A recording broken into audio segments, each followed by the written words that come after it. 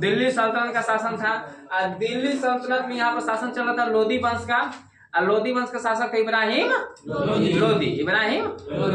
देखिए इसी समय इधर साउथ इंडिया में चलेंगे तो दो बहुत ही शक्तिशाली वंश थे, बहमनी साम्राज्य और विजयनगर साम्राज्य। इधर दो स्वतंत्र हो गए, ठीक है, ये लोग थे।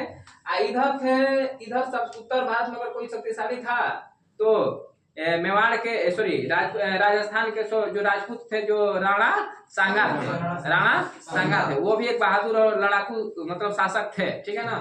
जितने भी छोटे छोटे शासक थे, सभी शासक जो लोग थे ये आपस में एक दूसरे से क्या करते थे, प्रतिस्पर्धा रखते थे, जलते थे कि इनका साम्राज्य क्या हो जाए, नष्ट हो जाए, ये साम्राज्य से क्या हो जाए, खत्म हो जाए, ये मारा जाए, ठीक है, शासन किसको मिल जाए, हमको मिल जाए, ठीक है ना। उसी क्रम में बाबर आएंगे। उसी क्रम में कौन आएंगे, तो बाबर का मतलब पिता का क्या नाम था, बाबर का परिचय बताइए, बाबर का परिचय उमर शेख मिर्जा। बाबर के पिता का नाम था उमर शेख मिर्जा। बाबर की माता का नाम था कुतलुग निगार खान या खानम, कुतलु निगार खान या खानम। बाबर के जो पिता थे वो किस वंश से संबंधित रखते थे, तैमूर वंश से। बाबर की माता मंगोल वंश। बाबर की माता मंगोल वंश। बाबर के पिता उमर शेख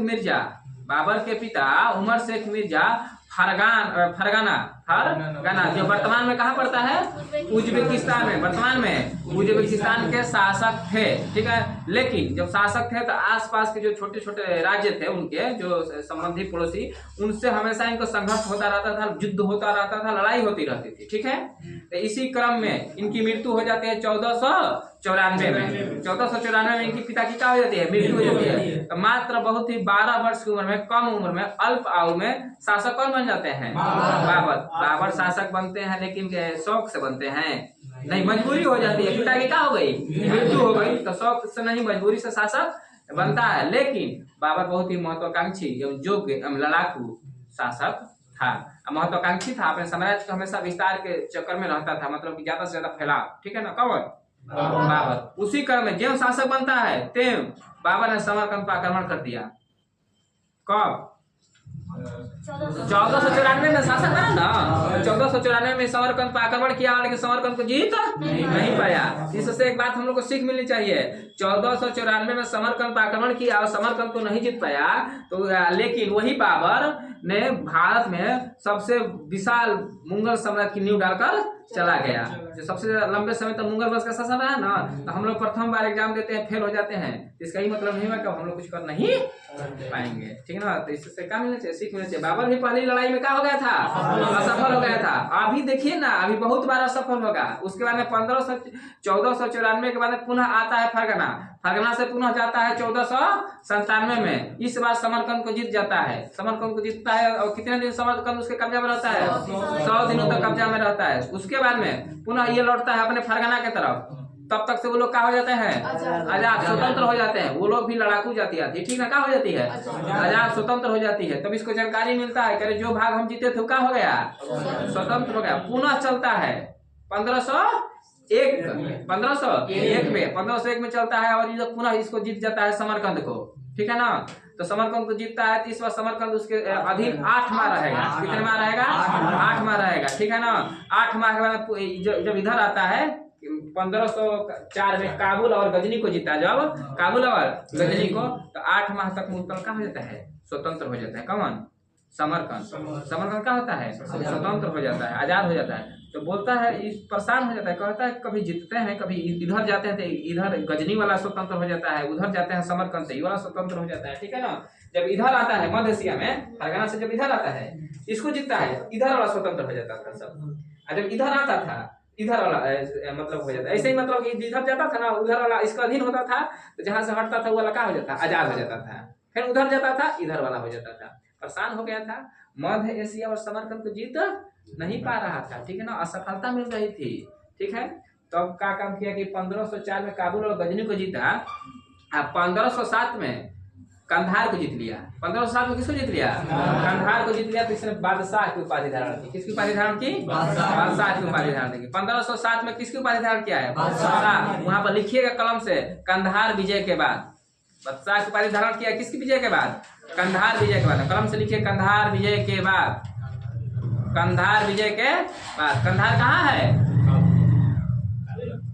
कंधार अफगानिस्तान में, ठीक है ना, काबुल। आगे चलते हैं, देखिए उसके बाद में मध्य एशिया और समरकंद के असफलता के बाद भारत किधर बढ़ेगा, सॉरी बाबर भारत की तरफ। इधर ई वाला भाग में इसकी क्या मिलती है, असफलता से भारत अब किधर, सॉरी बाबर किधर आएगा, भारत की तरफ इधर आएगा, ठीक है। बाबर ने भारत पर कब आक्रमण किया, 5 बार आक्रमण किया। 1519 में, 1519 में सीमा क्षेत्र बाजोर और भेरा को जीत लिया, ठीक है ना। उसके बाद 1519 तक कहाँ आ गया, पेशावर तक। 1524 में लाहौर और लगभग पंजाब के अधिकांश भागों को क्या किया, कब्जा कर लिया। देखिए 1519 1 गो 2 गो अब 3 गो और ये 4 गो। अब पानीपत का लड़ाई होगा तो कौन होगा, 5वां होगा, 4 हुआ ना।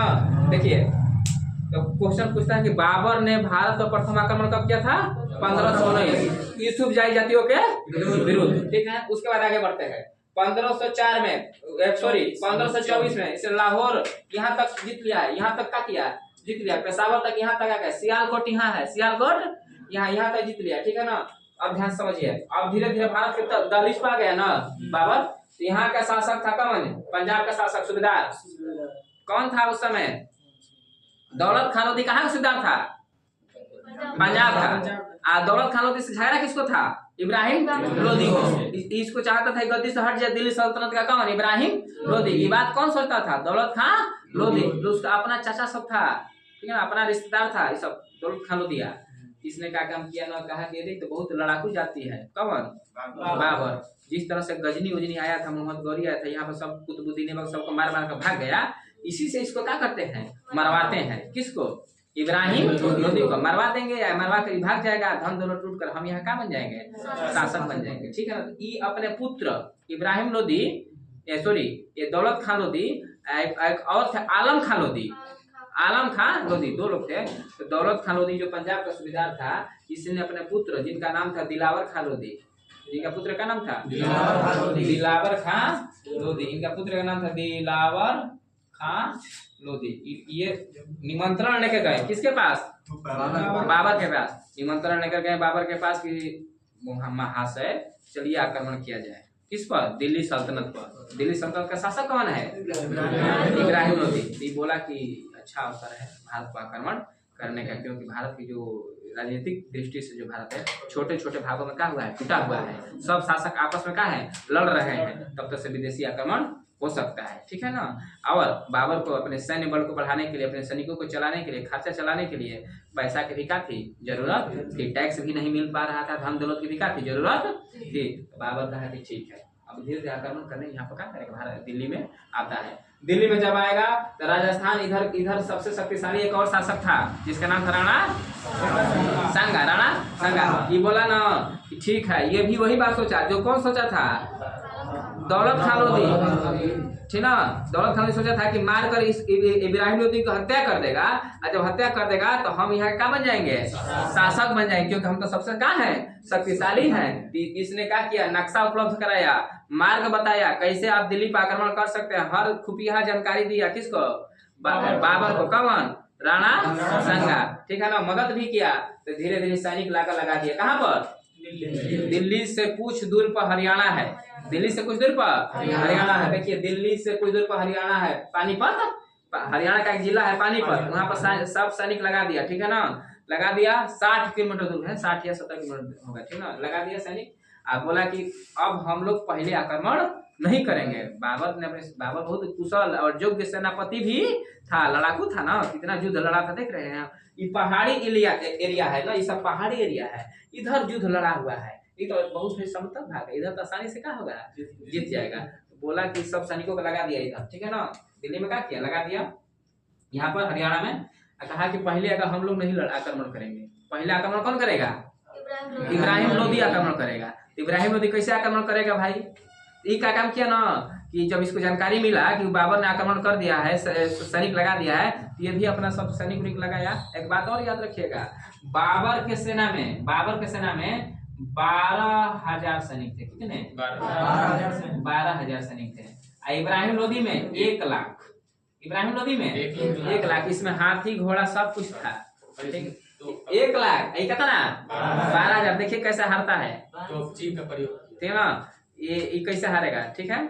सेना लगा दिया तो ये क्या काम किया ना, बाबर ने कुछ सैनिक को भेजा, कहा कि जाइए कहाँ दिल्ली, उसके उसके जो सैनिक छावनी है उसमें जाइए, जाकर ऐसे हल्ला गुला कर हुई हुई कर आ जाना है, ठीक है ना। ठीक है, मतलब जाकर मैंने डिस्टर्ब करना, आदमी को नहीं कहता है कि अगर आदमी उकसाता है, मैंने कोई माध्यम जो होता है झगड़ा करने के लिए ना, कोई माध्यम जैसे ढेला फेंक देगा उस पर घाव लग जाएगा तो कहेगा, मारेगा बोलेगा तो अब इसी पर विवाद हो जाता है। कुछ को भेजा बस वो क्या काम किया ना, उसके पास तो कितने सैनिक हैं 1 लाख। 1 लाख था, कहा करे ये घुस गया हाथ में से टुकड़े लेकर बाबर आ गया, पकड़ कर मारो, कुछ को मार कर मुआ दिया, कुछ भाग गया। कौन बाबर के सैनिक। तो बाबर के सैनिक मार के भाग गए तब तो भाई दिक्कत हो गया ना, तब इसका मन बढ़ गया, कब लखेते हैं अब इसको क्या करते हैं, तो खेते बहुत खुश हो गया कि क्या किया, अरे उसको तो हरा दिया। तो अब देखिए उसने कौन सी युद्ध नीति का प्रयोग किया था, तुगलमा युद्ध नीति का प्रयोग किया था ना, इसको हम मिटा देते हैं। तुगलमा युद्ध नीति का प्रयोग किया था। फोटो खींचिएगा, हाँ तो खींचिए ना, वीडियो देख लीजिए यार,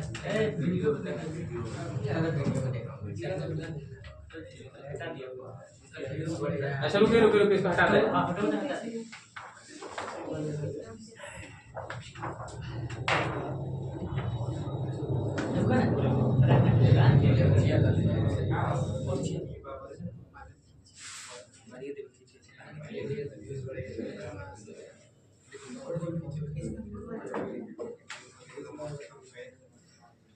काजी अमित जी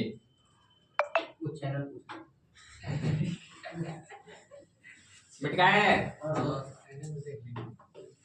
चैनल पर देखिएगा।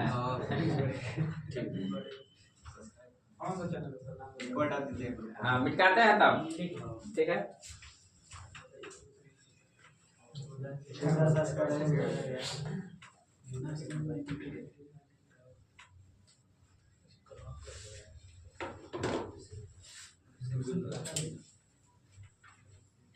चलिए आगे बढ़ते हैं। देखिए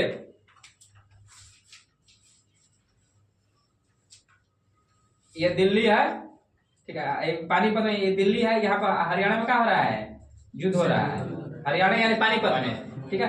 ये कौन सा युद्ध नीति प्रयोग किया था, तुगलमा युद्ध नीति प्रयोग किया था। कौन युद्ध नीति, तुगलनामा युद्ध नीति, ठीक है। तुगलमा में क्या था कि अपने सैनिकों कैसे लगा देता था, ठीक है, लगा दिया था, ठीक है। कौन, बाबर। इब्राहिम लोदी के सैनिक कैसे थे, ठीक है ना, ऐसे था उसका सैनिक इस तरह से था, ठीक है। क्या काम किया कि सब इस सबको बताया था कि जब ये लोग आगे बढ़ेगा ना तो ये वाला सैनिक पीछे हट जाएंगे, क्या होंगे, पीछे हट जाएंगे। तो ये लोग बहुत खुश हो गए, करे भाग रहा है सब, और सब ट्रेनिंग दिया था, मैंने पहले से प्लानिंग था, जब ये लोग पीछे हटेंगे, ये आप लोग पीछे हटिएगा, ये लोग आगे बढ़ेगा, जब ये लोग यहाँ आ जाएगा, ये लोग यहाँ आ जाएगा यहाँ से, ठीक है ना, तो आप लोग जो इधर वाले सैनिक है ये वाला इधर आ जाएंगे, इधर वाले कहाँ जाएंगे, इधर, तो चारों ओर से क्या हो जाएंगे, घेरा जाएंगे। अब घेरा जाएंगे, बस इसमें उसके पास तोप था ही, मार देगा सबको, क्या करेगा, मार देगा। और जो इसके हाथी घोड़ा तब सब थे, जब आवाज जब होगा ना, तोप का जो आवाज होता है उससे क्या होंगे, भागेगा। अब भागेगा तो इसका खुद का ही सैनिक उससे क्या होगा, कुचा जाएगा मतलब कचटा जाएगा, समझ आ रहा है ना, दबा जाएगा तो अधिकांश उसी से क्या हो जाएंगे, मर जाएंगे। इसी विधि का प्रयोग करते हुए अधिकांश को क्या किया था, मार दिया। क्या किया था, मार दिया था। उसके बाद में तुगलमा युद्ध नीति के बाद एक और युद्ध नीति का प्रयोग किया था, उस्मानी दिया होगा बुक में, देखिए दिया होगा। तुगलमा युद्ध नीति के बाद में एक और युद्ध नीति, उस्मानी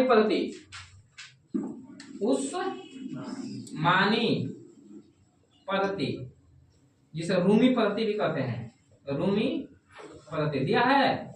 देखिए इसमें क्या करता था, इसमें इसके पास में जो गाड़ी था ना, जो गाड़ी बैलगाड़ी टाइप का, उसको क्या करता था, यहाँ ऐसे लगा देता था, ऐसे लगा देता था, और बीच में तोप रख देता था। क्या रखता था, तोप, यहीं से मारता था।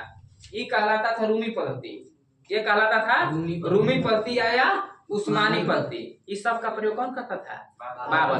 इस तरह से करते करते किसको मार दिया, इब्राहिम लोदी को मार दिया। इब्राहिम देखिए इतना मतलब कि युद्ध इस तरह हुआ कि मात्र 12,000 सैनिक 1 लाख सैनिकों को क्या किए, परास्त किए। और सुबह में ऐसा इतिहासकार कहते हैं कि सुबह में युद्ध शुरू हुआ था और 12 बज के बाद में 1-2 बजते बजते इब्राहिम लोदी क्या हो गए, मरा गए। इब्राहिम लोदी मरा गए। और जब इब्राहिम लोदी 1-2 बजे मरा गए तो इनके जितने भी और जो बचे खुचे सैनिक थे सब इधर भाग गए और विजयी घोषित कर दिया गया। किसको, बाबर को क्या घोषित कर दिया गया, विजयी घोषित कर दिया गया। इस युद्ध में तोप का संचालन कर रहा था उस्ताद अली कुली। इसमें तोप का संचालन उस्ताद अली कुली कर रहा था। बंदूकधारियों का नेतृत्व कर रहे थे उस्ताद मुस्तफा, ठीक है ना। अब बाबर ने जब 1526 में स्वयं को बादशाह घोषित कर मुगल वंश की स्थापना कर दिया, ठीक है ना। पानीपत की प्रथम युद्ध हुआ था 21 अप्रैल 1526, जिसमें जीतने के बाद स्वयं को बाबर ने क्या घोषित कर दिया, बादशाह घोषित कर दिया। मुगल वंश की क्या घोषित, मुगल वंश की भारत में नींव डाल दी। और इस युद्ध में उसने बहुत ही धन दौलत को क्या किया था, लूटा था, बहुत ही धन दौलत को लूटा था। और जो लूटने के बाद धन दौलत काबुल में ले जाकर वहाँ के लोगों को बांट दिया। काबुल में ले जाकर वहाँ के लोगों को बांट दिया। वहाँ के लोगों ने खुश होकर कहा, अरे बाबर तो बहुत उदार आदमी है। बाबर कैसा आदमी है, उदार आदमी है। इसको कलंदर की उपाधि दिए थे। किसकी उपाधि दिए थे, कलंदर की उपाधि। किसको दिए थे, बाबर को। वहाँ के लोग खुश होकर इसको किसी की उपाधि दिए थे, कलंदर की उपाधि दिए थे। बाबर को कलंदर की उपाधि दिया गया है, ठीक है ना।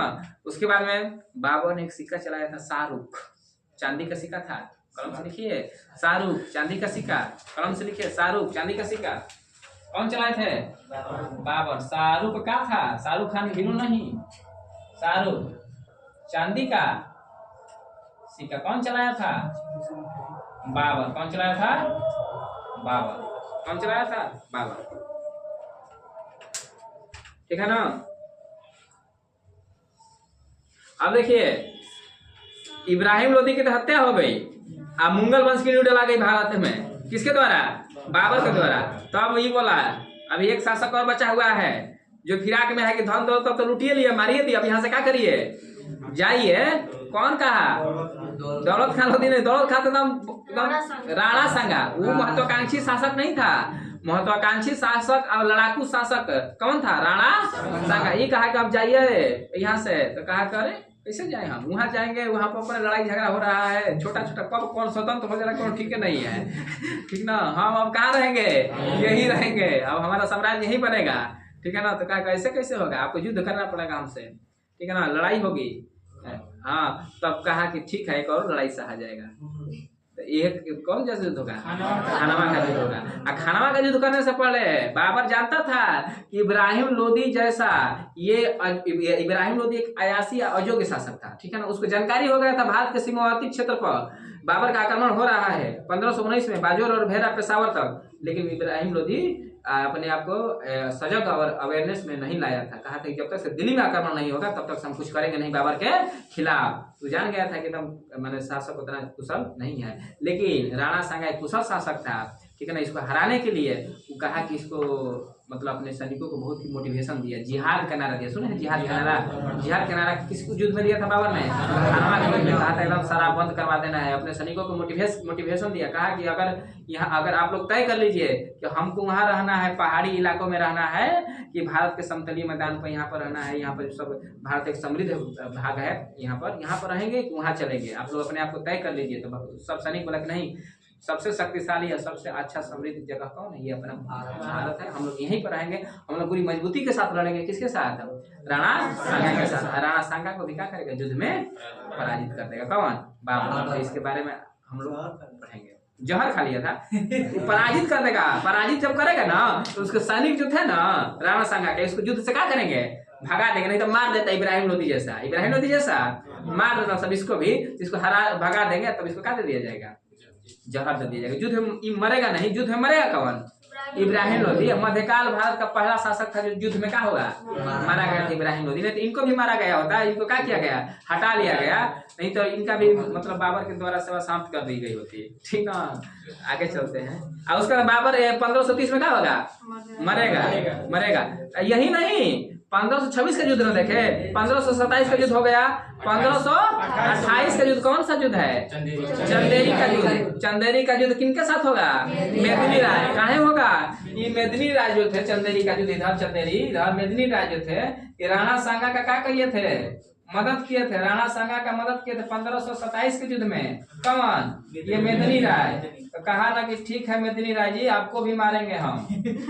पहले अगर इनको मार लेते हैं, फिर इनको भी मारेगा। किस युद्ध में? चंदेरी के युद्ध में। चंदेरी के युद्ध में मेदिनी राय को भी मारेगा 1528 में। इनका मदद करने के लिए यहाँ से चले गए थे बंगाल के शासक, कुछ बचे खुचे अफगान थे, बंगाल में शासन कर रहे थे, जो एक जिनका नाम था, एक का नाम महमूद लोदी कैसे कुछ नाम है, नुसरत, हाँ ऐसे कुछ लोदी है, जो कहा इसी जो लोदी वंश है ना, उसी का कुछ बचा हुआ भाग था, बंगाल में शासन कर रहा था। ये मदद कर रहा था किसको? चंदेरी युद्ध में मेदिनी राय को, कि बाबरा को कैसे भी भगाया जाए, कि बाबरा भागने वाला है, उसके पास में टेक्नोलॉजी ना है जी। अच्छा, आप कितने विशाल सैनिक रखे हैं, आपके पास 2 लाख फौज है, आप कोई लाकर तो आपके दही फेंक देगा, तब क्या करिएगा? क्या करिएगा? आप खूब बलशाली है, लड़ाकू है, आपको दही कोई तोप फेंक देगा, मैंने गिरा देगा बम, आप कुछ कर लीजिएगा? नहीं ना। वही प्लस पॉइंट किसके साथ था? बाबर के साथ था। बाबर के पास तो खाना था, यहाँ तो खाना नहीं था, सबको मारता गया। कुशल था, योग्य था, सेनापति था, लड़ाकू था। कौन? बाबर। तो फिर मारेगा किनको? इनको, अफगान शासक यहाँ पर बंगाल में जो थे, महू लोदी, ऐसे लोदी है, पूरा नाम हमको याद नहीं आ रहा है, ठीक है ना। इसको मारेगा, इसको हरा देगा कब? 1529 में। आप घाघरा के युद्ध में, घाघरा नदी के तट पर युद्ध हुआ था, इसलिए इसको क्या कहते हैं? घाघरा का युद्ध। उसका 1530 में बाबर की क्या हो जाएगी? मृत्यु हो जाएगी। 1530 में बाबर की मृत्यु हो जाएगी। 1530 में बाबर की मृत्यु हो जाएगी। बाबर के 4 पुत्र, बाबर के कितने पुत्र? 4 पुत्र। कौन कौन? कमरान, अस्करी, हिंदाल, हुमायूं। तो राजपाट किनको मिलेगा? हुमायूं। इसके आगे हम लोग पढ़ेंगे क्या? हुमायूं। क्या पढ़ेंगे? हुमायूं।